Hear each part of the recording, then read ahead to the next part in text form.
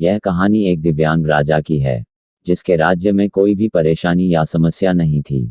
सभी लोग उस राजा से बहुत खुश थे और ऊपर वाले से धन्यवाद करते थे कि इतने अच्छे राजा को उनके जिंदगी में भेजे है। वह राजा दिव्यांग था, उसकी एक आंख नहीं थी और एक पैर नहीं था, लेकिन फिर भी राजा को इस बात का कोई मलाल नहीं था। एक दिन राजा अपने महल के गलियारे में घूमते हुए अपने पूर्वजों की लगी तस्वीर को देख रहा था और सोच रहा था कि मेरे पिताजी इतने शूरवीर थे, उनके पिताजी इतने शूरवीर थे। हमें इतने शूरवीर खानदान में जन्म लेने का मौका मिला, यह ऊपर वाले का धन्यवाद है। राजा ने सभी चित्र को देखते हुए आखिरी चित्र तक पहुंचा और फिर उस खाली जगह को देखा तो वह चिंता में पड़ गया, क्योंकि उसे मालूम था कि अब यहाँ जो तस्वीर लगेगी वह उसी की लगेगी। लेकिन राजा को इस बात की चिंता नहीं थी कि वह मर जाएगा, चिंता इस बात की थी कि वहाँ जो पेंटिंग लगेगी वो कैसी लगेगी।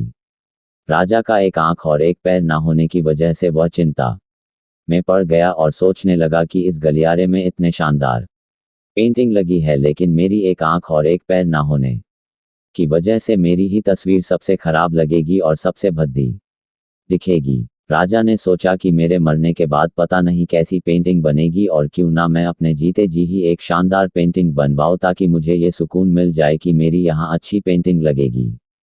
अब उस राज्य में ऐलान करवा दिया गया और सभी पेंटर्स को बुलाया गया और कहा गया कि जो भी पेंटर राजा का शानदार पेंटिंग बनाएगा उसे शानदार इनाम मिलेगा।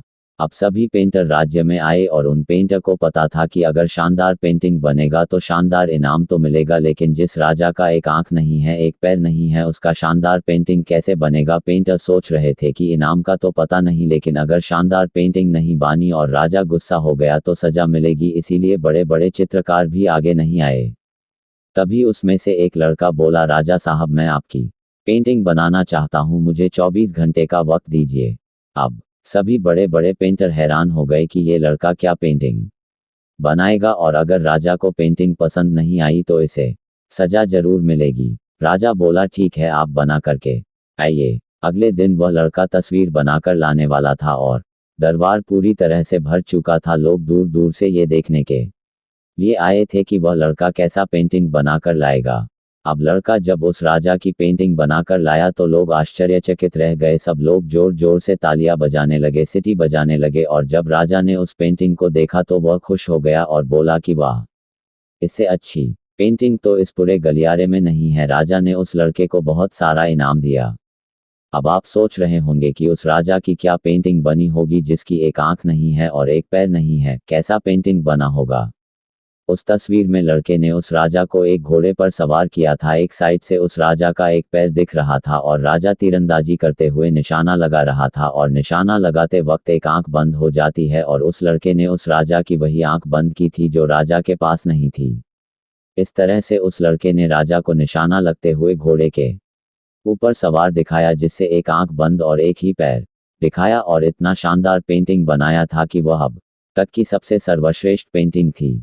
उस लड़के के सामने भी चुनौती थी, संकट था, लेकिन उसने सकारात्मक का साथ नहीं छोड़ा।